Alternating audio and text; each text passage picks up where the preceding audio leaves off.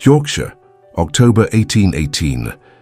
The dressing room at Hargrave Manor smelled of desperation, a cloying mixture of wilted orange blossoms, cold sweat, and the acrid smoke of hastily extinguished candles. Clarissa Hargrave stood frozen before the pier glass, her reflection fractured as her mother's hands yanked the ivory silk bodice tighter, stealing the very breath from her ribs. "Stand still," Lady Hargrave hissed, her fingers working with violent efficiency through the dozens of pearl buttons marching up Clarissa's spine. "We have less than an hour before the carriage arrives, and you will be perfection itself, do you understand?" But this was not Clarissa's gown. The elaborate confection of Venetian lace and seed pearls had been commissioned for her elder sister, the beautiful, accomplished Venetia, who should have been standing here instead, preparing to marry Maximilian Crowe, Duke of Bellingham. The same Venetia who 12 hours earlier had vanished into the autumn night with a penniless cavalry captain, leaving behind nothing but a tear-stained confession and the smoking ruins of her family's last hope for salvation. If stories of impossible choices and forbidden truths move your heart, subscribe now and join us on this journey. You will not want to miss what happens next. The letter had arrived at dawn, delivered by Venetia's lady's maid, with hands that shook so violently, the wax seal had cracked before Lady Hargrave could break it. Clarissa had watched her mother's face transform from confusion to horror, to a terrible, calculating determination as she read her eldest daughter's words. "Dearest Mamma and Papa," Venetia had written in her elegant script, "by the time you read this, I shall be beyond your reach.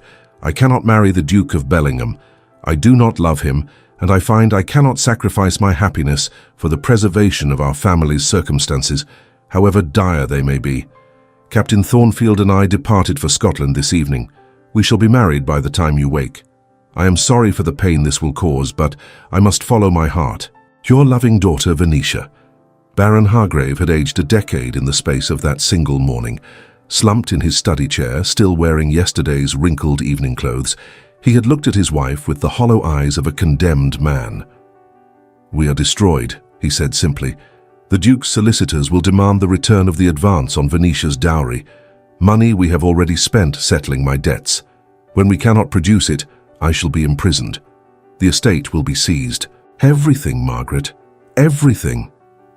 It was then that Lady Hargrave's gaze had fallen upon Clarissa, who stood forgotten in the doorway, still in her nightdress, her dark chestnut hair loose about her shoulders. Where Venetia had their mother's bright green eyes, Clarissa's were an unusual shade of violet, thoughtful, observant eyes of a silent watcher. The calculating gleam in her mother's eyes had made Clarissa's blood run cold. "No," Clarissa had whispered, understanding blooming like poison in her chest. "Mamma, no, you cannot possibly—" "You will wear your sister's gown," Lady Hargrave interrupted, her voice carrying the weight of absolute authority. "You will stand beside the Duke in that chapel. You will speak your vows with your face concealed behind the modesty veil. And you will save this family from complete and utter ruin." "But it is fraud," Clarissa protested, her voice rising in desperate pitch. "Deception of the worst kind. The Duke has contracted to marry Venetia, not me. It is illegal, it is immoral, it is necessary." Her father's voice cut through her objections like a blade through silk. He had risen from his chair, and for the first time in her 19 years, Clarissa saw genuine steel in his spine. "Your sister has condemned us all with her selfishness. You, Clarissa, will repair what she has broken. Or would you prefer to see your mother and younger siblings cast into the street? Your brother James removed from university? The family name destroyed beyond all redemption?" The words had hung in the morning air like an executioner's axe, poised and ready to fall. "The Duke has never met Venetia in person," Lady Hargrave continued, her practicality reasserting itself now that the decision had been made. "All negotiations were conducted through correspondence and your father's meetings with his solicitors. The marriage contract specifies Venetia's name, but it was drafted in such a way that refers to her position as the eldest daughter of Baron Hargrave, a technicality we hope to exploit. We need only maintain the deception through the ceremony and the wedding night. After that, you will be the Duchess of Bellingham in truth as well as in law, and there will be nothing anyone can do to undo it." "Unless he discovers the substitution," Clarissa had said quietly, her voice hollow with the weight of what they were asking her to become. What then? Her mother's silence had been answer enough. Now, hours later, Clarissa stared at her transformed reflection and scarcely recognized the woman looking back. The gown fit reasonably well. She and Venetia shared a similar height and slender build, though Clarissa's figure was more delicate, less voluptuous than her sister's renowned beauty.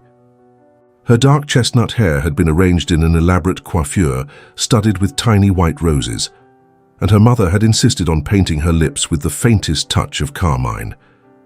But it was the veil that would make the deception possible. 3 layers of fine Bruges lace, so densely woven that it rendered her features nearly invisible, hung from a coronet of orange blossoms and would remain in place, her mother insisted, until after the ceremony had been completed and the register signed. "The Duke is a widower," Lady Hargrave said, adjusting the fall of the veil with critical precision. "His first wife died in childbed 2 years past, along with their infant son. He is marrying again purely for duty, to secure an heir and fulfill the expectations of his position. He will not look too closely at his bride's face during the ceremony, particularly if we cite modesty and tradition as reasons for the veil." "And after," Clarissa whispered, "when he removes the veil in our bridal chamber? When he sees that I am not Venetia?" Her mother's hands stilled for just a moment on the lace. Then she resumed her adjustments, her voice carefully neutral. "By then, my dear, it will be too late. The marriage will have been consummated. You will be his wife in every sense that matters, regardless of which name was spoken at the altar." The ruthless pragmatism of it made Clarissa's stomach turn. But what choice did she have? Her family's survival hung by a thread, and she was the knife being used to cut it or strengthen it. She thought of her younger sister Emma, only 14, whose prospects for any decent marriage would evaporate if the family fell into disgrace. She thought of James, her brother, whose dreams of a military career required money and connections they would no longer possess. She thought of her father in debtor's prison, her mother forced to seek refuge with disdainful relatives, the Hargrave name becoming a cautionary tale whispered in London drawing rooms. "I will do it," she said at last, the words tasting of ashes in her mouth. "But I will not pretend this is anything other than what it is, a terrible deception that may destroy us all when the truth emerges." "The truth," her mother replied, stepping back to survey her handiwork with grim satisfaction, "is whatever we choose to make it. Now come. The carriage awaits, and we must not keep your bridegroom waiting." The chapel at Ravenstone Hall lay 30 miles distant across Yorkshire's windswept moors. Clarissa made the journey in numb silence, her father beside her in the carriage, neither of them able to meet the other's eyes. The October landscape passed in a blur of grey stone walls and dying heather, the autumn sun already sinking toward the horizon, though it was barely past noon. Ravenstone Hall rose from the northern Yorkshire moors not as a house, but as a geological feature, a structure of grey granite so severe it seemed to have been eroded by the salt wind from the North Sea. The windows were narrow slits, and the air around it carried the clean, cold scent of wet stone and solitude. The Duke's estate was vast, encompassing thousands of acres of moorland and forest, and the hall itself had stood for 3 centuries, weathering wars and winters with equal stoicism. As their carriage rolled up the long drive, Clarissa caught glimpses of the house through her veil, its severe facade, the ancient oak trees that surrounded it like sentinels, the chapel spire rising from the eastern wing. Everything about the place spoke of permanence, tradition, and a weight of history that made her feel suddenly, crushingly insignificant. The wedding party was small. The Duke had no close family remaining, her mother had explained, and he had expressed a preference for a quiet, private ceremony. Only his closest household staff and a handful of local gentry would attend. For Clarissa's family, this intimacy was a blessing. Fewer witnesses to their deception, fewer chances for someone to notice that the bride's hands trembled, that her voice caught when speaking her vows, that she was not quite the woman the Duke expected. Clarissa was escorted to a small anteroom adjacent to the chapel, where her mother made final adjustments to her gown and veil. Through the walls, she could hear the muted sounds of the gathering guests, the soft preparations for the ceremony that would bind her to a man she had never met. "Remember," Lady Hargrave whispered urgently, gripping Clarissa's shoulders with surprising strength. "You are Venetia. You speak for Venetia. When they ask for your name in the register, you sign as Venetia Hargrave. Do you understand?" "I understand that I am committing fraud," Clarissa replied, her voice muffled behind the heavy veil, "that I am deceiving a man who has done nothing to deserve such dishonesty." "You are saving your family," her mother corrected sharply. "Everything else is luxury we cannot afford." Before Clarissa could respond, the chapel bells began to ring. The ceremony was beginning. Her father appeared at the door, his expression carefully neutral, his arm extended. Clarissa took it, feeling the slight tremor in his hand that matched her own, and together they walked toward the chapel entrance. The doors swung open, and suddenly she was standing at the head of the aisle, candles blazing on either side, the gathered witnesses turning to watch her approach, and at the altar, waiting with his back turned, stood Maximilian Crowe, Duke of Bellingham. Even from behind he cut an imposing figure. Tall and broad-shouldered, dressed in immaculate black evening clothes that emphasized the severe lines of his frame, he stood with the rigid posture of a military officer. When he turned to watch her approach, Clarissa's breath caught. His face was striking rather than handsome, all sharp angles and patrician bones with a jaw that looked carved from granite and cheekbones that cast shadows in the candlelight. His hair was an unusual shade of silver grey, premature for his 34 years, and his eyes, when they met hers through the veil, were the colour of winter storms. There was no warmth in that gaze, no anticipation or pleasure, only a grim determination that matched her own. This was a man, Clarissa understood in that instant, who approached marriage as he might approach a particularly unpleasant duty, and she was about to trap him in a union based entirely on lies. Her feet moved forward of their own accord, carrying her down the aisle toward her fate. The priest waited beside the Duke, prayer book in hand, his expression serene with the certainty of his calling. He had no idea he was about to conduct a ceremony founded on deception. Clarissa reached the altar. Her father placed her hand in the Duke's, and Clarissa nearly gasped at the shock of contact, even through their gloves. His hand was large and strong, his grip firm and cool, and for a moment she felt his fingers tighten slightly, as though testing the weight and size of the hand in his. Did he notice? Could he feel that these hands were smaller than Venetia's, more delicate?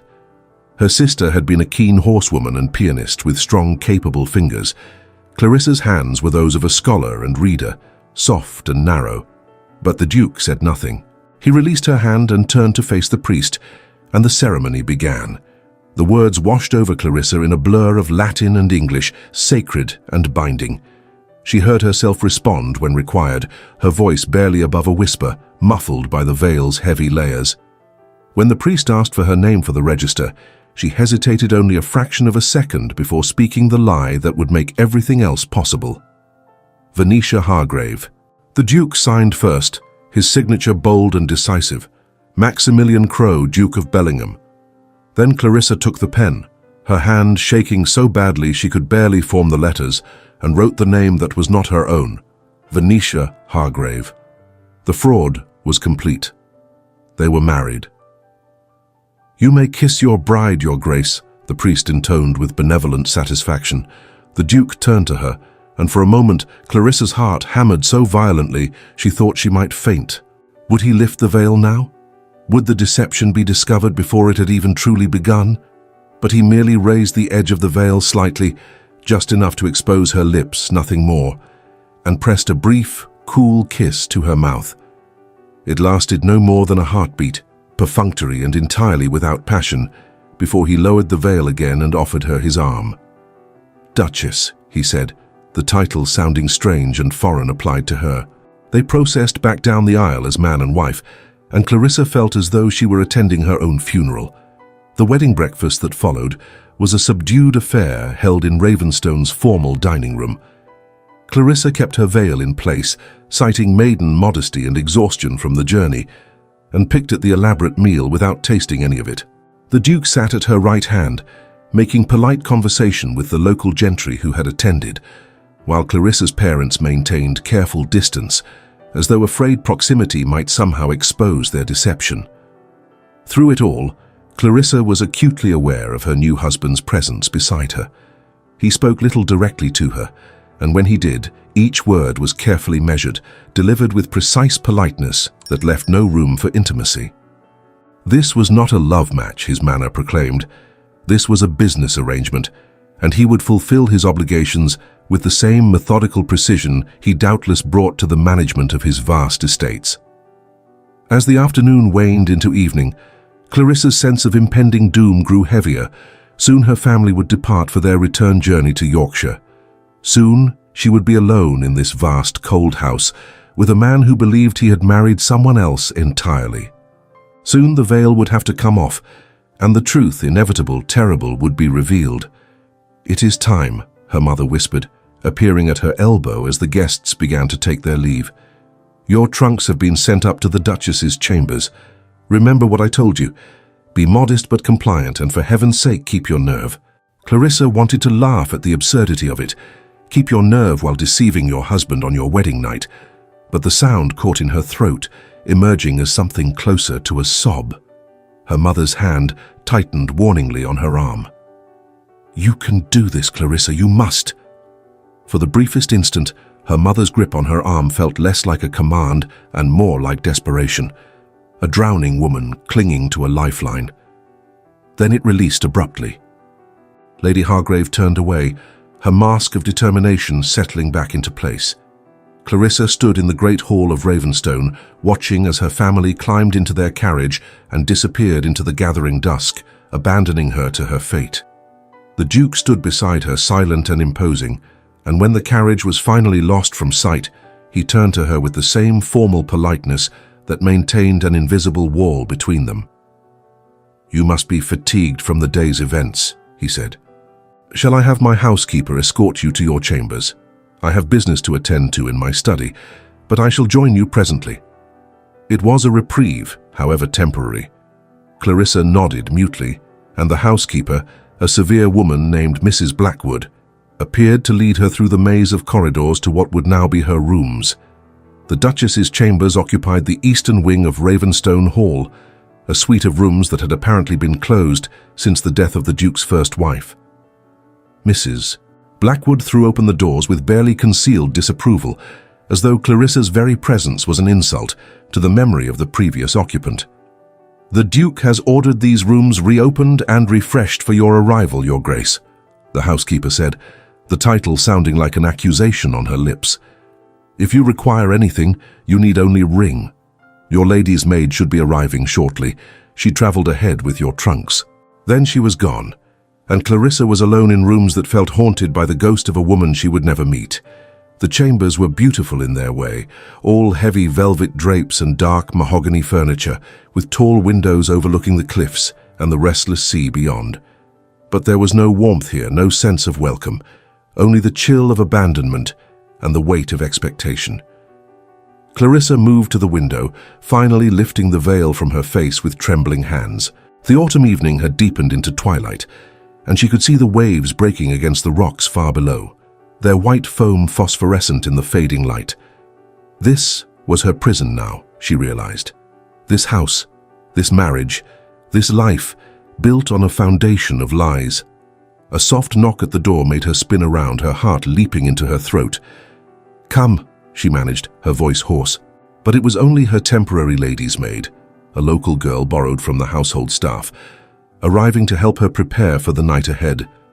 The girl helped Clarissa out of the elaborate wedding gown with efficient, impersonal hands, replacing it with a nightdress of fine white lawn trimmed with delicate lace. Then she brushed out Clarissa's dark hair, plaiting it into a loose braid that fell over one shoulder, and finally withdrew with a murmured curtsy. Clarissa was left standing in the center of the room, dressed in her bridal nightgown, waiting for the moment when her deception would be exposed and all her careful pretense would shatter. She did not have to wait long. Perhaps 20 minutes after the maid departed, she heard heavy footsteps in the corridor outside. The connecting door to the Duke's chambers, a door she had not even noticed in her initial survey of the room, swung open without ceremony. Maximilian Crowe entered his bride's chamber with the bearing of a man fulfilling an unpleasant obligation. He had removed his jacket and cravat and his white shirt was open at the collar, revealing a column of tanned throat that suggested time spent outdoors, despite his aristocratic station. He carried a brandy glass in one hand, and the faint smell of tobacco clung to his clothes, suggesting he had indeed spent the intervening time in his study, fortifying himself for the duty ahead. He stopped just inside the room, his grey eyes sweeping over her with clinical assessment. Clarissa stood frozen beside the bed, her braid falling forward over one shoulder, her hands clasped tightly at her waist to stop their trembling. "Well," he said at last, his voice carrying that same cool distance she had heard during the ceremony. "Shall we proceed with this business, Venetia?" The false name on his lips was like a blade between her ribs. Clarissa opened her mouth to speak, to confess, to explain, to beg his forgiveness before the deception went any further. But no words emerged. The Duke crossed the room toward her with deliberate steps. He set his brandy glass aside on the nightstand, and then his hands rose to cup her face, tilting it up toward the candlelight so he could finally, properly, see his bride's features. The moment seemed to stretch into eternity. Clarissa watched his expression as comprehension slowly dawned. The slight narrowing of his eyes, the tightening of his jaw, the way his fingers suddenly gripped her face with bruising pressure. "You," he said, his voice dropping to a dangerous whisper, "are not Venetia Hargrave." The words hung between them like an accusation and a curse. Clarissa felt tears spring to her eyes, hot and shameful, but she forced herself to meet his gaze steadily. "No," she whispered, "I am not." For a long moment the Duke said nothing. His hands remained on her face, his grip firm enough to prevent her from looking away, and Clarissa could see the fury building behind his eyes like a gathering storm. When he finally spoke, his voice was deadly quiet. "Explain. Now." So she did. Standing there in her bridal nightdress with his hands still gripping her face, Clarissa told him everything. Venetia's elopement, her family's desperate circumstances, the coercion and threats that had forced her into this deception. She held nothing back, her voice shaking but determined, and with every word she watched his expression grow colder and more terrible. When she finished, he released her face so abruptly she stumbled backward. He turned away, one hand rising to rake through his silver-grey hair, and the string of profanity that emerged from his lips made Clarissa flinch. "Do you comprehend?" he said, spinning back to face her, his voice now shaking with barely contained rage. "What you have done, what your family has done, this is fraud, madam, criminal fraud. The marriage contract was negotiated for Venetia Hargrave. I agreed to marry Venetia Hargrave. I signed a register binding myself to Venetia Hargrave. And instead," he gestured at her with something approaching disgust, "instead I find myself wed to some substitute, some impostor foisted upon me through the most contemptible deception." "I know," Clarissa said, her voice barely audible. "I know, and I am sorry, more sorry than you can possibly imagine. I did not wish to deceive you, but they gave me no choice. They said..." "Choice?" The Duke's laugh was bitter and harsh. "Your family has stolen my choice, madam. They have bound me to a woman I never contracted to marry, through lies and manipulation and fraud, and you..." His eyes raked over her with something between fury and calculation. "You allowed them to use you as their instrument." "What else could I do?" Clarissa found herself shouting, all her fear transmuting suddenly into anger of her own. "Stand aside and watch my family destroyed, my father imprisoned, my younger siblings cast into poverty. Yes, it was deception, and yes, it was wrong, but I am not the villain here. I am merely the sacrifice they demanded, and you, your grace, are the altar upon which I was laid." The raw honesty of it seemed to give him pause. He stared at her for a long moment, and some of the fury drained from his expression, replaced by something more complicated, a mixture of frustration, calculation, and a weariness that aged him beyond his years. "Your name," he said at last. "Your real name." "Clarissa," she whispered. "Clarissa Hargrave. I am Venetia's younger sister." Clarissa. He tested the name on his tongue, as though trying to reconcile it with the woman standing before him. "And how old are you, Clarissa Hargrave?" 19, nearly 20. Another stream of profanity, quieter this time but no less heartfelt. The Duke moved to the window, staring out at the darkened cliffs and the sea beyond. For a long while he said nothing, and Clarissa waited in an agony of suspense, uncertain whether he was about to call for his solicitors and have her arrested, or simply throw her bodily from the house. When he finally spoke, his voice had regained some of its earlier coldness, but beneath it Clarissa detected a thread of grim pragmatism. "The marriage," he said, still not looking at her, "has not yet been consummated. An annulment could potentially be obtained on grounds of fraud and misrepresentation. Your family would be exposed, of course, and prosecuted to the full extent of the law. You yourself would be returned to them in disgrace, your reputation destroyed beyond redemption. But I would be free of this entanglement." Hope and dread warred in Clarissa's chest. She said nothing, sensing he was not finished. "However," the Duke continued, turning to face her at last, "an annulment creates complications of its own. The scandal would be considerable. My family's name would be dragged through every gossip column in London. The negotiations with your father, the contracted dowry, the circumstances of our marriage, all of it would become public spectacle. And his jaw tightened. "I have had quite enough of being the subject of society's pity and speculation." "What are you saying?" Clarissa asked quietly. His eyes met hers, and in them she saw something that made her blood run cold. Not anger, but calculation. Cold, ruthless calculation. "I am saying, madam, that we appear to be trapped in this farce together, at least for the immediate present. You need a husband to avoid complete social destruction. I need—" He paused, and something painful flickered across his features. "I need an heir, a legitimate heir to inherit this dukedom and all that comes with it. That was the sole purpose of this marriage arrangement." Clarissa felt her heart sink into her stomach. She understood what he was suggesting, and the cold pragmatism of it made her want to weep. "So," the Duke continued, his voice flat and emotionless, "I propose a bargain. We remain married, at least for now. We fulfill the physical obligations necessary to produce an heir.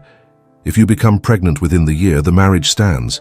You will remain Duchess of Bellingham, with all the privileges and protections that title affords. If you do not conceive within that time," he shrugged, "then we shall revisit the question of annulment, and I shall ensure you are provided for with a property and income sufficient to live independently." "And my family?" Clarissa asked, though she already knew the answer. "Will be left alone, provided they maintain absolute silence about the true circumstances of our marriage. One word of this reaches society, and I will personally ensure your father spends the rest of his days in debtor's prison." It was blackmail, pure and simple. But it was also, Clarissa recognized, far more mercy than they deserved. The Duke could have had them all arrested this very night. Instead, he was offering a path forward, however cold and pragmatic. "And if I agree to these terms," Clarissa said slowly, "what then? How do we proceed?" The Duke's expression hardened.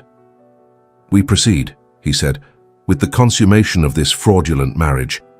Because make no mistake, madam, annulment or no, the law will recognize no grounds for dissolution once the marriage has been completed in full. And I will not live the rest of my life bound to a woman with whom I have never shared a bed, wondering if tomorrow she will petition to be free of me." Clarissa felt her face flame with embarrassment and something else, fear perhaps, or the terrible awareness of what he was demanding. But she forced herself to nod. "Very well," she whispered. "I accept your terms." Something flickered in his eyes, surprise perhaps that she had agreed so readily. He studied her face for a long moment, and Clarissa wondered what he saw, not the beautiful, accomplished Venetia he had expected. Just Clarissa, with her dark chestnut hair and unusual violet eyes, her slender frame and unremarkable features. "You are not," he said at last, his voice oddly gentle despite its coldness, "what I anticipated. In any particular." "I am sorry for that," Clarissa replied, and found that she meant it. "Truly sorry." He nodded slowly, accepting her apology without acknowledging it. Then he moved toward her with deliberate steps, and Clarissa's heart began to hammer against her ribs. "Come," he said, his voice dropping to something quieter. more intimate. Let us complete this bargain before either of us loses our nerve. What followed was neither violent nor cruel, but it was devoid of tenderness or warmth. The Duke approached the deflowering of his unwanted bride with the same methodical efficiency he doubtless brought to the management of his estates, necessary, procedural, accomplished with a minimum of fuss or unnecessary emotion. He was not unkind, precisely, but neither was there any affection in his touch, any gentleness in the way he guided her to the bed, and proceeded with the act that would bind them irrevocably together. Clarissa closed her eyes, not to hide from him, but to retreat within herself. She focused on the damask pattern of the bed canopy above, tracing its intricate weave in her mind. She counted the beats of her own heart, a steady drum against the tide of indignity. This was necessary, she told herself. It was the final price for her family's survival. When the pain came, sharp and inevitable, she pressed her lips together and thought of Emma's face, of James's future, of her father spared from debtor's prison. She could endure this. She would endure this. When it was finished, the Duke rose from the bed immediately, not looking at her, and retrieved his discarded shirt from the floor. "The bargain is sealed," he said, his voice carefully neutral. "You are now the Duchess of Bellingham in every particular that matters to the law. I trust you will conduct yourself accordingly." Then he was gone, the connecting door closing behind him with a soft but final click, and Clarissa was left alone in the darkened chamber, with the ache between her thighs and the certain knowledge that her life had just become infinitely more complicated than she had ever imagined possible. She did not sleep that night. Instead, she lay in the great four-poster bed, staring at the canopy above and listening to the distant crash of waves against the cliffs, wondering what she had become. Not a wife, certainly, at least not in any real sense. A prisoner, perhaps. Or simply a means to an end, a vessel for the heir the Duke so desperately needed. The days that followed established a pattern that would define the first month of their marriage. The Duke treated her with the scrupulous, cool courtesy one might extend to an unwelcome but necessary house guest. They took meals together in the formal dining room, making stilted conversation about inconsequential matters. They occasionally walked the grounds together when the weather permitted, maintaining a careful distance, and every few nights he would appear at the connecting door and perform his duty with the same methodical efficiency, then withdraw without a word. Clarissa was given free rein of Ravenstone Hall, the extensive library, the conservatory, the gardens, but she was explicitly instructed not to attempt any social calls or to receive visitors. "Until we are certain of your condition," the Duke explained, "I would prefer to maintain our privacy. Society believes you to be recovering from the exhaustion of the wedding journey. We shall maintain that fiction." It was house arrest, politely phrased. Clarissa was a duchess in name, but a prisoner in fact, waiting to see if her body would fulfill its part of the cold bargain she had struck. She spent those early weeks exploring the vast house, learning its corridors and chambers, its servants and routines. Mrs. Blackwood, the housekeeper, remained coolly disapproving, but the other staff seemed cautiously accepting of their new mistress. Clarissa made efforts to learn their names, to speak kindly to them, to be the sort of employer she imagined a true duchess should be. The library became her sanctuary. The Duke's father and grandfather had been collectors, and the shelves held thousands of volumes spanning centuries. Clarissa lost herself in histories and philosophies, in poetry and travel narratives, in anything that could distract her from the strange limbo of her existence. One afternoon, the Duke had occasion to pass by his study, and noticed through the open door that someone had been organizing the estate ledgers, work he had been postponing for weeks. Upon investigation, he discovered Clarissa in the estate office, her brow furrowed in concentration as she reviewed the tenant accounts. When she looked up and saw him, she flushed with embarrassment. "I apologize, Your Grace. I did not mean to intrude.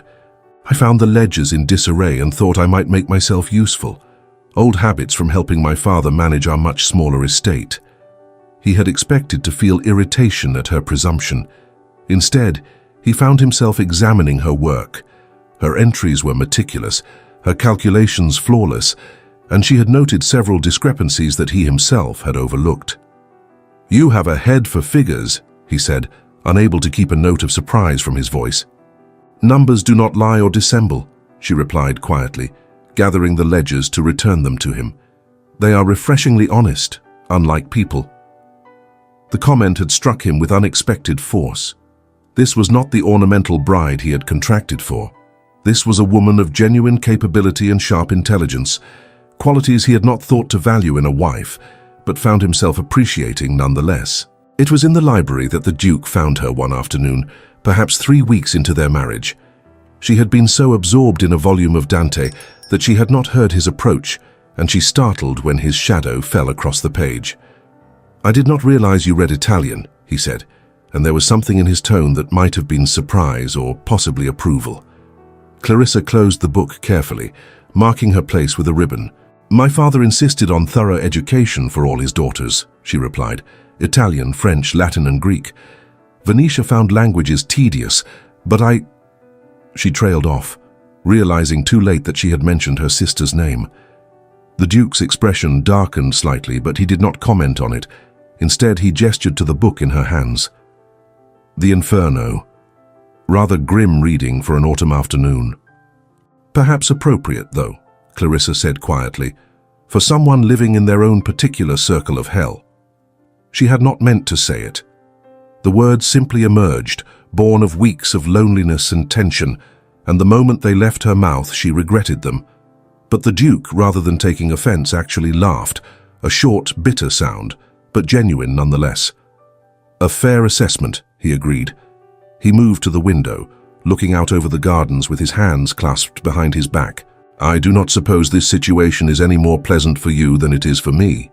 "No," Clarissa admitted, "it is not." "Tell me about yourself," he said abruptly, still not looking at her. "The true you, I mean." "Clarissa. Not the woman your family pretended you to be." It was the first personal question he had asked her since that terrible wedding night. Clarissa found herself wanting to answer honestly, to offer him something real amid all the deception. "I am," she began slowly, "the quiet daughter, the scholarly one. Venetia inherited our mother's beauty and social graces. Emma, our youngest sister, has our father's charm and wit.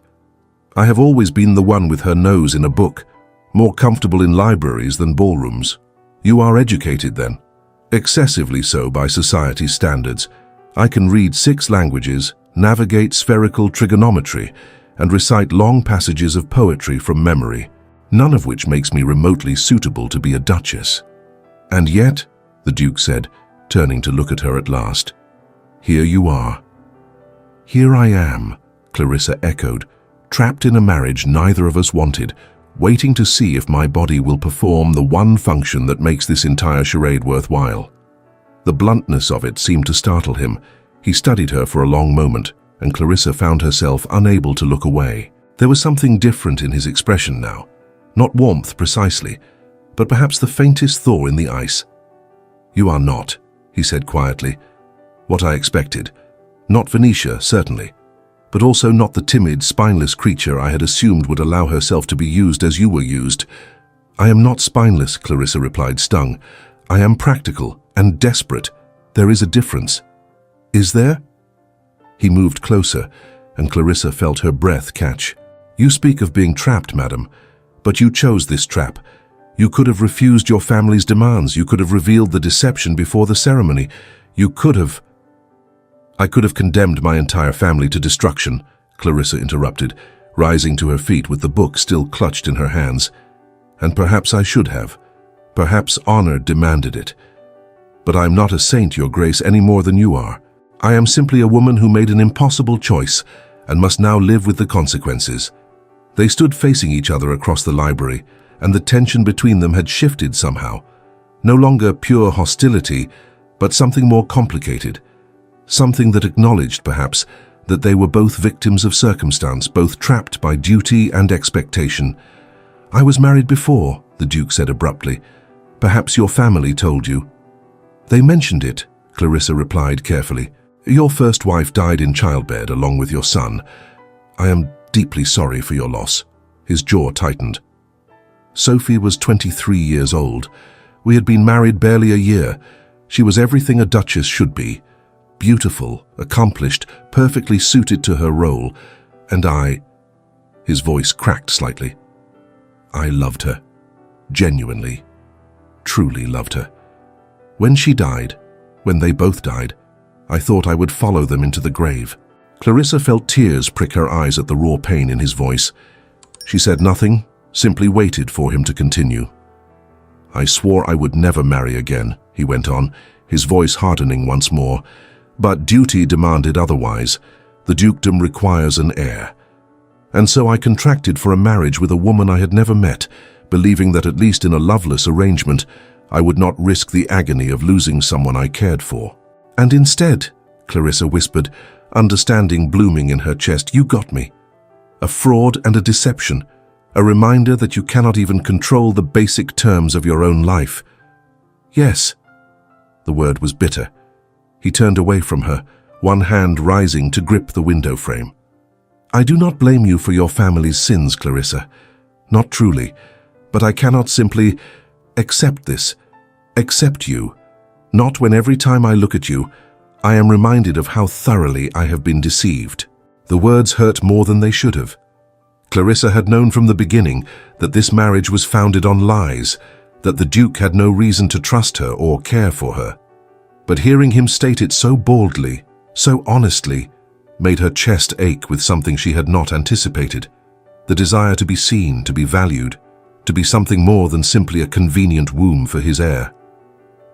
I understand, she said quietly, and I will not burden you with expectations of affection or regard. I will fulfill my end of our bargain, and if fortune grants us a child, I shall be a suitable duchess and mother. That is all I can offer you. He turned back to her, and for a moment she thought she saw regret flicker in his grey eyes. But then it was gone, replaced by his customary coolness. That, he said, will be sufficient. He left her then, and Clarissa sank back into her chair with trembling legs. She had learned something important in that exchange, something that changed the nature of their situation. The Duke was not simply cold and distant by nature. He was protecting himself, building walls around a heart that had been shattered once and feared being broken again. And she, Clarissa realized with a sinking feeling, was beginning to care for him despite herself. Despite the circumstances of their marriage, despite his coldness and her deception, despite everything that should have made it impossible. It was the most dangerous thing that could have happened. The weeks rolled into the 6th and then the 7th, and Clarissa began to notice subtle changes in her body. A persistent queasiness in the mornings, unusual fatigue, a heightened sensitivity to certain smells. She said nothing at first, afraid to hope or to acknowledge what these signs might mean.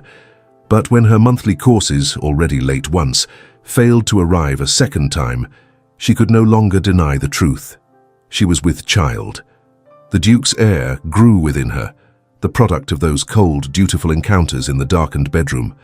She debated how to tell him. Some part of her wanted to delay, to keep the knowledge private for just a little longer, to savor the peculiar intimacy of carrying this secret alone. But practicality won out, as it always did. He had a right to know. This was, after all, the entire purpose of their bargain. She found him in his study one evening after dinner, bent over correspondence with the focused intensity he brought to all his tasks. She knocked softly on the doorframe, and he looked up with mild surprise. "Clarissa, is something amiss?" She stepped into the room, closing the door behind her. Her hands were shaking, and she clasped them together to still their trembling. "I have news," she said simply. "News that I believe will please you. I am with child." For a long moment the Duke simply stared at her, his expression unreadable. Then slowly he rose from his chair, setting aside his pen with careful precision. "You are certain." "As certain as I can be without a physician's confirmation. All the signs are present. I am perhaps 2 months along by my estimation." He nodded slowly, and Clarissa watched something complicated cross his features. Relief, certainly, but also something darker, something that looked almost like regret. "Then," he said at last, "it appears our bargain will stand. You are to be the Duchess of Bellingham in truth and permanence." "Yes." Clarissa found she could not quite meet his eyes. "I suppose I am." He moved around the desk toward her, and for a moment Clarissa thought he might embrace her, or offer some gesture of warmth. Instead, he simply stood before her, studying her face with that same intense focus he brought to everything. "You will take the greatest care of yourself," he said, and his voice held a note of command that had not been there before. "I shall summon the finest physician in Yorkshire. You will rest as much as possible. You will want for nothing that might ensure the health of this child. Because the child is all that matters," Clarissa said quietly, unable to keep a note of bitterness from her voice. "The heir you contracted for, the purpose for which I was obtained." The Duke's jaw tightened. "That is not—" He stopped himself, shaking his head. "Yes, the child is what matters. The child is everything. Do not expect me to apologize for that." "I do not," Clarissa replied, and found that she spoke truly. She had entered this bargain with her eyes open. She had no right to demand more than what had been promised. But as she left his study and returned to her lonely chambers, she found herself resting one hand against her still flat belly and whispering to the life growing within her. "You are wanted," she said softly, "even if your mother is not. You are wanted and loved, and I will protect you with everything I have." The pregnancy progressed with surprising ease through the autumn months. The Duke, true to his word, summoned a physician from London who confirmed Clarissa's condition and prescribed a regimen of rest and nutritious food. Mrs. Blackwood thawed slightly, her disapproval tempered by the practical reality that Clarissa was carrying the future Duke or Duchess of Bellingham. The Duke himself became even more solicitous of Clarissa's comfort, while somehow maintaining his emotional distance. He ensured she had everything she needed, inquired regularly after her health, but never ventured beyond the boundaries of concerned duty into anything approaching genuine warmth. Clarissa tried to accept this as the natural order of their arrangement. She devoted herself to preparing for motherhood, to reading every book on child-rearing she could find in the library, to planning nursery renovations with the housekeeper. She was determined to be the best mother possible to this child, who would inherit so much, but whose parents barely spoke except in the most formal terms. It was in late November, when Clarissa was perhaps 3 months pregnant, that everything began to unravel. The first sign came in the form of a letter, delivered by special courier from London. Clarissa happened to be in the entrance hall when it arrived, and she saw the Duke's face transform from mild curiosity to something approaching shock as he read the contents. "What is it?" she asked, moving closer, despite the unspoken rule that his correspondence was his own affair. He looked up at her, and the expression in his eyes made her blood run cold. "It seems," he said slowly, "that your sister Venetia has returned to society. She appeared at a London ball last evening, on the arm of her new husband, a Captain Thornfield, apparently recently married in Scotland. And she is, according to this letter, claiming that there has been some terrible mistake. That she is the true Mrs. Thornfield, yes, but also that she was meant to be the Duchess of Bellingham." Clarissa felt the floor tilt beneath her feet. "No," she whispered. "She would not. She gave up that right when she eloped. She cannot—" "She can, and apparently she has," the Duke interrupted, his voice tight with barely controlled fury. "She is spreading a tale throughout London society that she was coerced into eloping by a villainous lover, and that when she escaped and returned to claim her rightful place as my wife, she discovered her younger sister had somehow taken her place through deception and fraud." "That is a lie!" Clarissa's voice rose in desperate pitch. "She eloped willingly. She left a letter confessing everything. She has apparently destroyed or concealed that letter," the Duke finished, "and without it, without proof of her willing abandonment, her version of events is as plausible as ours. More so, perhaps, given that she is the woman whose name appears in our marriage contract." Clarissa sank into the nearest chair, her hand instinctively moving to protect her belly. "What does this mean?" The Duke paced the length of the hall, his agitation evident in every sharp movement. "It means, madam, that your sister has created a scandal of enormous proportions. Society is already buzzing with speculation. Some support her claim that she was the rightful bride. Others are suggesting that you somehow orchestrated this entire affair to steal a duchess's coronet. Either way, our marriage is now the subject of precisely the sort of public spectacle I had hoped to avoid." "Can she challenge the marriage?" Clarissa asked, though she already feared the answer. Legally, I mean. I do not know. The Duke's hand raked through his silver-grey hair in a gesture of pure frustration. Our marriage has been consummated. You are carrying my child. By all reasonable standards, the matter should be settled. But the fact that the contract specified Venetia by name, and you signed the register as Venetia. He trailed off, shaking his head. We shall need to consult with solicitors, immediately. The weeks that followed were a nightmare of legal consultations and growing social scandal. Letters arrived daily from London, each one bringing fresh gossip and speculation. Clarissa was portrayed alternatively as a conniving schemer who had stolen her sister's intended husband, or as a victim who had been sacrificed by her family to preserve their social standing. The Duke remained coldly furious throughout, but Clarissa noticed that his anger seemed directed more at the situation than at her personally. If anything, the scandal appeared to have created a strange sort of solidarity between them. They were both under siege, and their only hope of surviving lay in presenting a united front. It was in early December, with Clarissa now 4 months pregnant and showing unmistakably, that Venetia herself appeared at Ravenstone Hall. Clarissa was in the conservatory when Mrs. Blackwood came to find her, the housekeeper's face grim with disapproval. Your sister has arrived, Your Grace. She is demanding to see you and His Grace, immediately. Clarissa felt her hands begin to shake. She had not seen Venetia since the morning of the wedding that was meant to be hers. The thought of facing her now, after everything that had happened, made Clarissa feel physically ill. But she forced herself to straighten her spine and nod. Where is His Grace? In his study. I have taken the liberty of escorting your sister to the drawing room and posting a footman to ensure she does not wander. The implication was clear. Venetia was to be treated as an intruder, not a welcome guest. Clarissa found small comfort in that as she made her way to the Duke's study. He was already pulling on his jacket when she arrived, his expression thunderous. She has considerable audacity, he said by way of greeting, appearing here uninvited. She is my sister, Clarissa replied quietly. However estranged we have become. She is a threat to our marriage and to your position, the Duke corrected sharply. Do not mistake her for family, Clarissa. She abandoned that privilege when she eloped and then returned to spread lies. Together they descended to the drawing room, where Venetia waited with the captain by her side. Clarissa's breath caught at the sight of her sister after so many months. Venetia was as beautiful as ever, her golden hair arranged in the latest fashion, her green eyes bright with determination. But there was something harder about her now, something calculating in the way she surveyed Clarissa's obviously pregnant form. Dear sister, Venetia said, her voice dripping false sweetness. How well you look.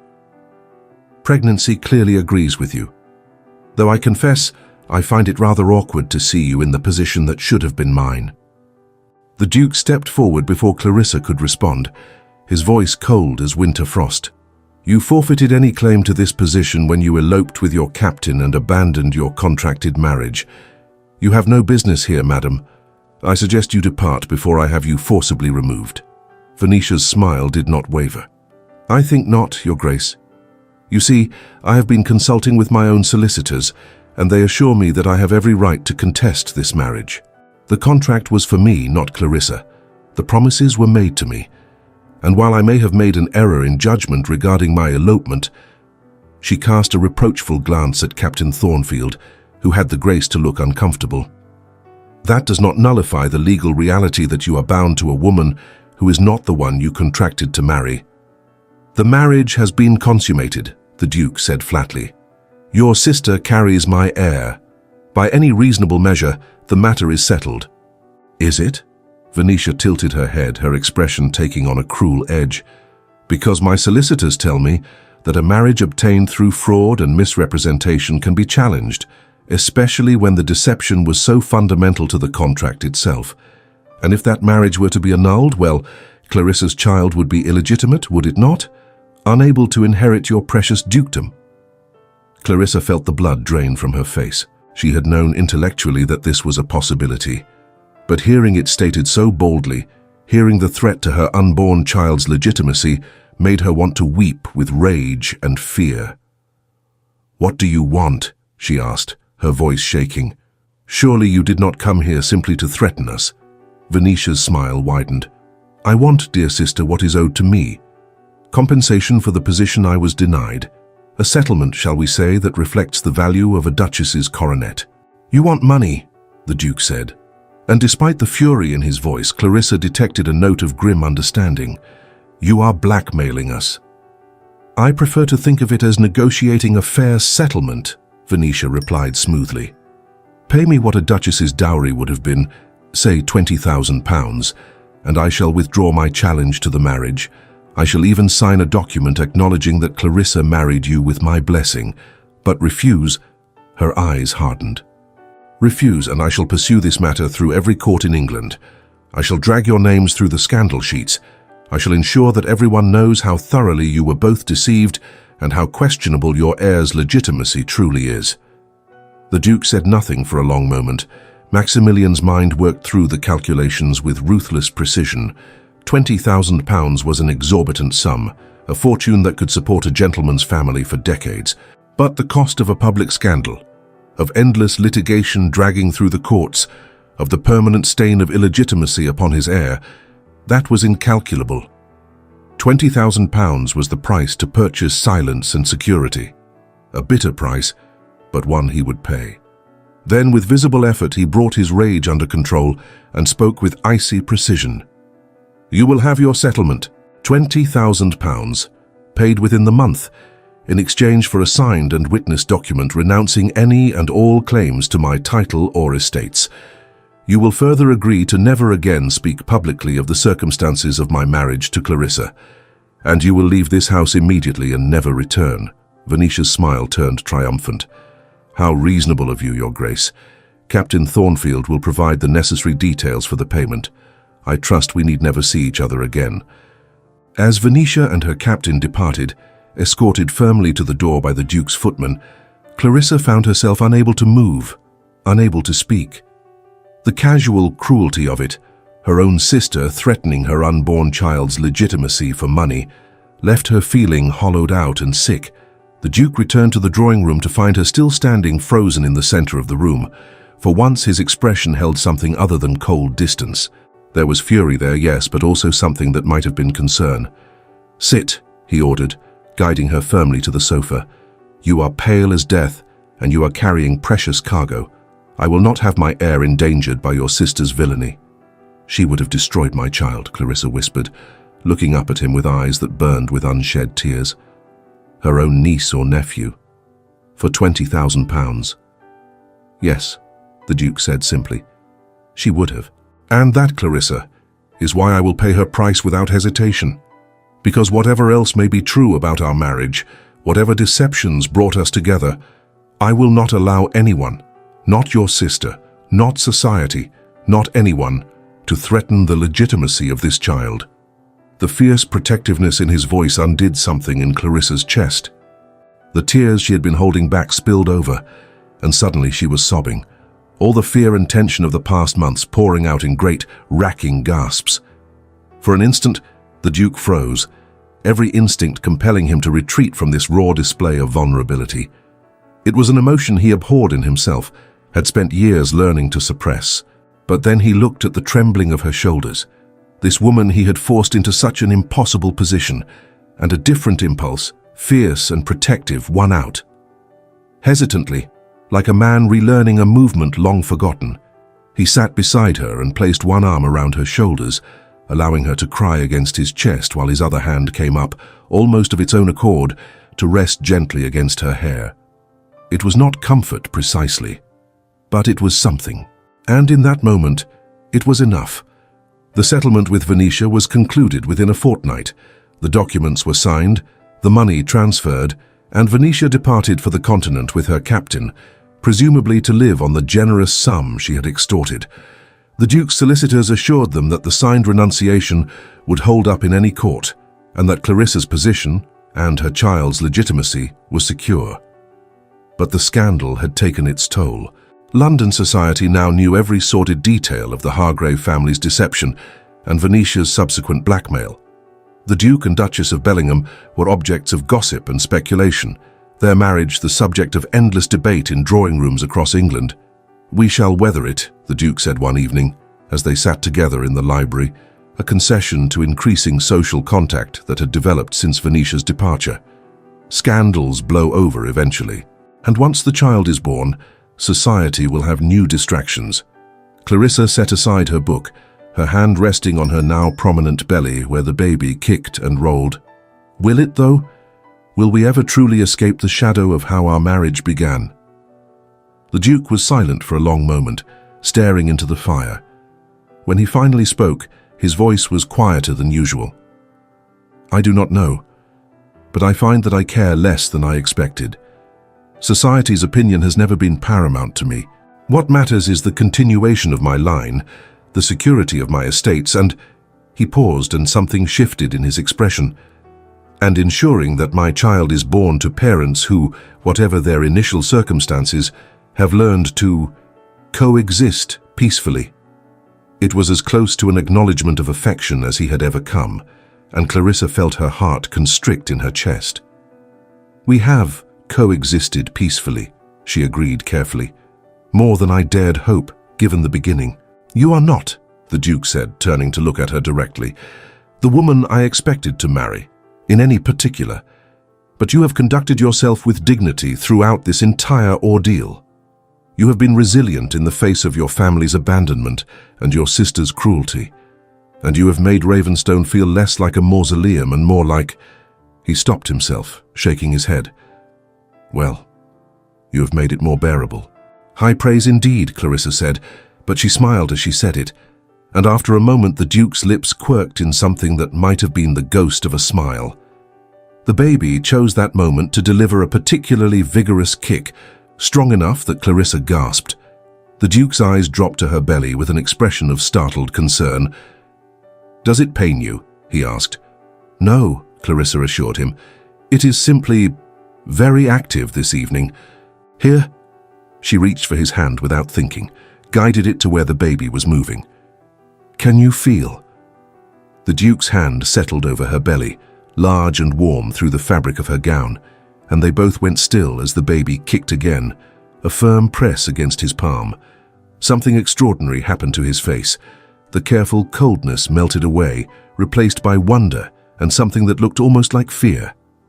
"That is my child," he said, his voice rough with emotion.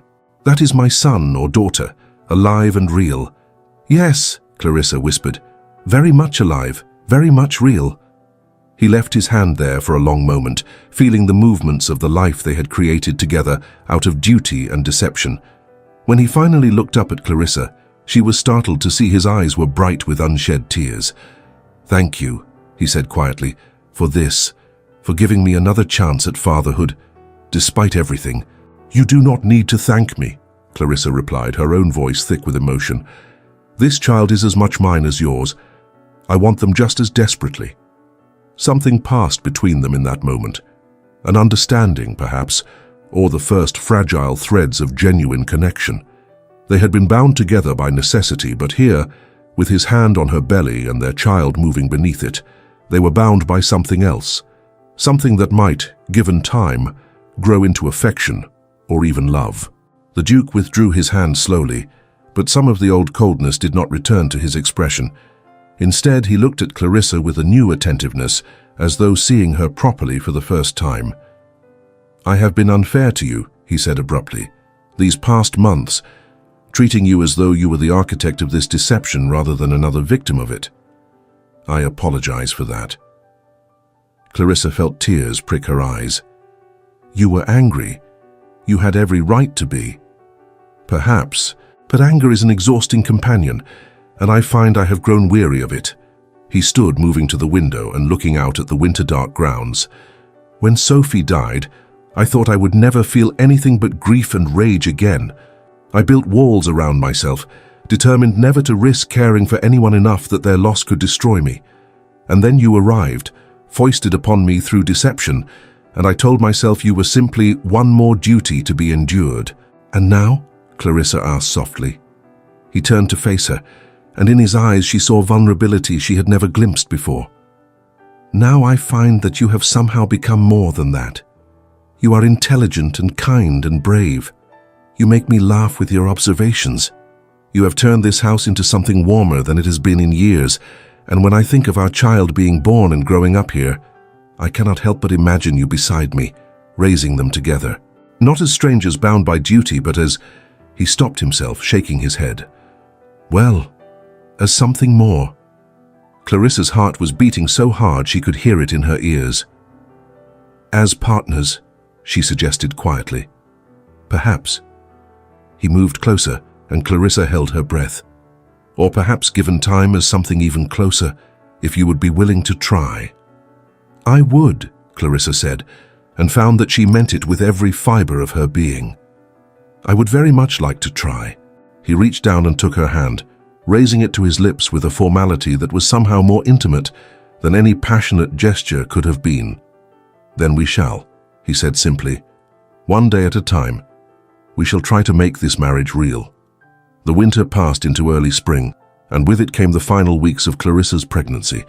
She grew increasingly uncomfortable as the baby pressed against her ribs and made sleeping nearly impossible. But through it all, the Duke was remarkably attentive, reading to her when she could not sleep, walking with her in the gardens when the weather permitted, sitting with her in companionable silence when words were unnecessary. They were learning each other, Clarissa realized, learning how to be together without the shadow of anger and deception between them. It was not love, not yet. But it was something precious nonetheless, respect perhaps, and the beginnings of genuine affection.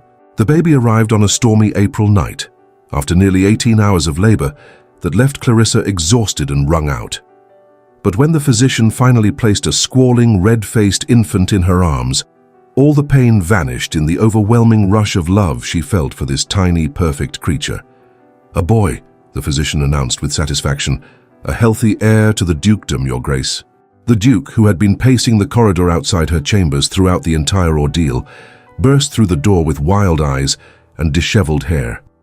He stopped at the sight of Clarissa holding their son, and his expression transformed into something so tender it made her chest ache. "May I?" he asked, his voice rough with emotion.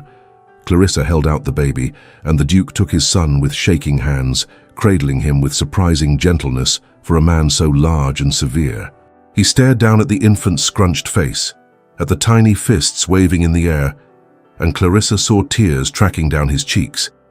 He gazed at the baby's crumpled features, and a single tear fell onto the soft blanket. "He is here," the Duke whispered, his voice breaking, speaking more to himself than to anyone else. "He is truly here." Then, looking into the newborn's unfocused eyes, he added, "I am your father, and I have waited a lifetime to meet you." The baby quieted at the sound of his voice, and Clarissa watched as the Duke's entire world narrowed to the child in his arms. In that moment, she understood that whatever else happened between them, however their relationship evolved, they would always be bound by this, their shared love for their son. "What shall we name him?"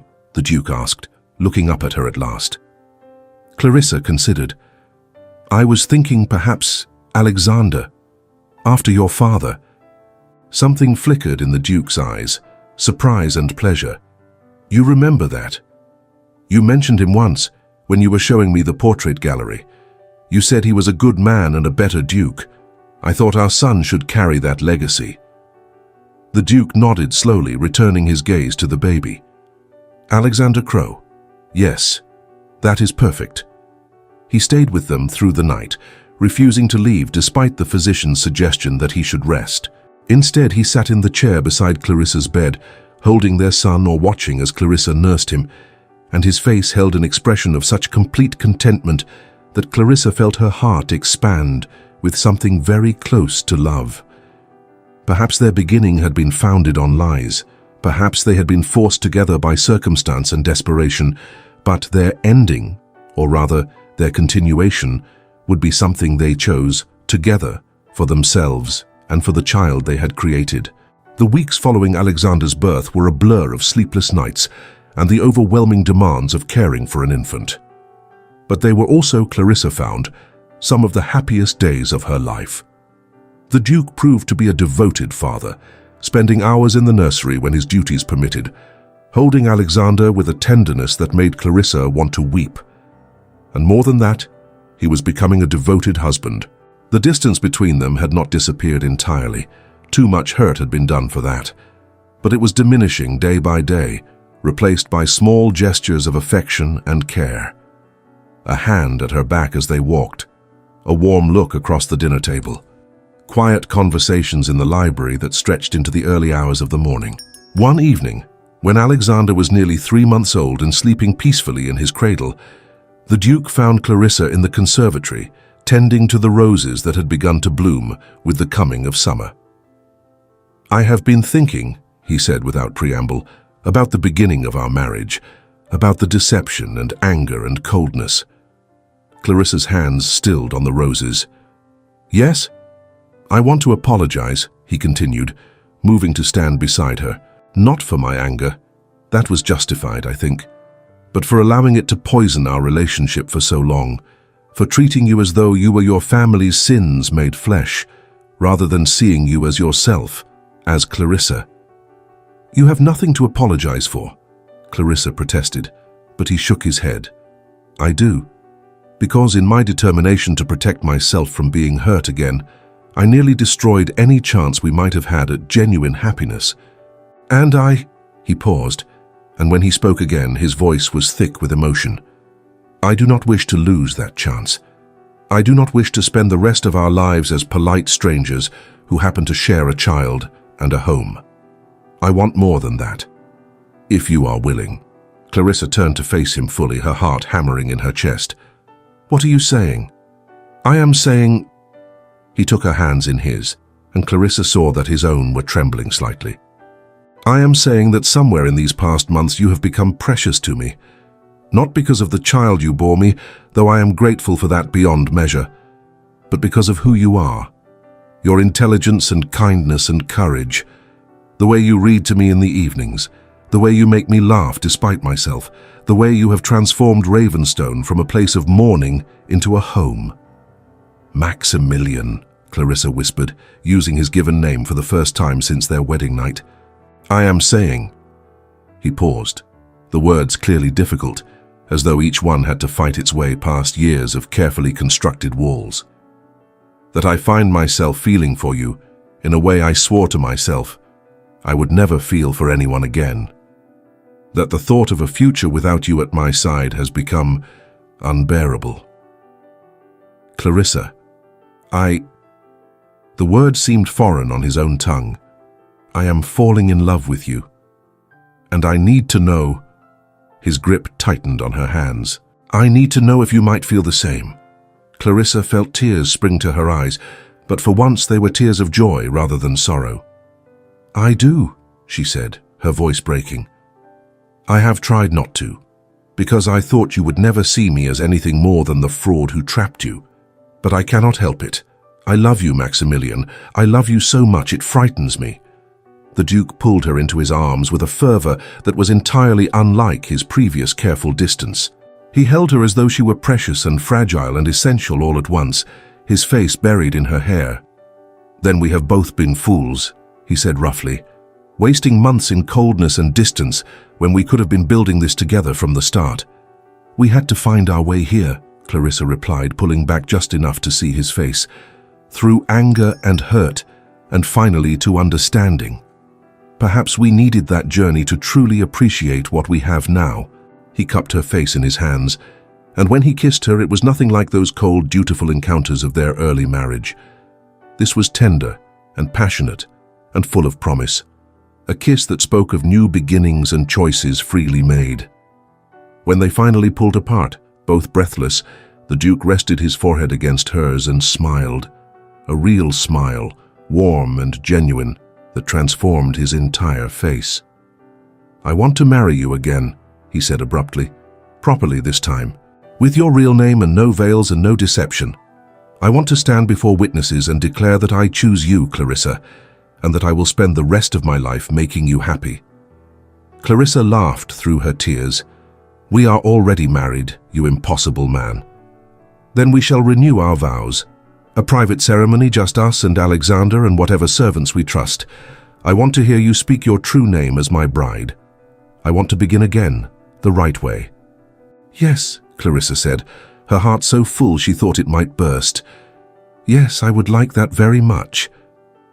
They stood together in the conservatory as the summer sun set beyond the windows, holding each other close, and Clarissa marveled at the strange paths life could take. She had come to this marriage as a fraud, wearing her sister's gown and speaking her sister's name, a prisoner of necessity. But now, standing in her husband's arms with their son sleeping peacefully in the nursery and the future stretching bright before them, she was simply herself. Clarissa Crowe, Duchess of Bellingham, chosen and cherished and loved. The fraud had become truth, the duty had become devotion, and the marriage that should never have been had become the greatest gift of her life. Dear listener, sometimes the path to happiness begins with the most terrible choices imaginable. Like Clarissa, you may have been backed into impossible corners, forced to wear masks that were not your own, trapped by circumstances that seemed to leave no room for honesty. But Clarissa's journey reminds us that beginnings do not have to define endings, that love can grow even in the most barren soil if we are willing to do the hard work of truth-telling and forgiveness. Your past mistakes do not have to be your permanent identity. Like Clarissa, you can find your way from fraud to authenticity, from duty to devotion, from surviving to thriving. Tonight, as you rest, know that you are more than the worst thing you have ever done. You are capable of transformation, of redemption, of becoming exactly who you were always meant to be. Thank you for staying with us through Clarissa and Maximilian's journey. If this story touched your heart, please like, subscribe, and share it with someone who needs to hear it. Your support helps us continue creating stories of love, resilience, and hope. Rest well, dear listener, with deepest appreciation.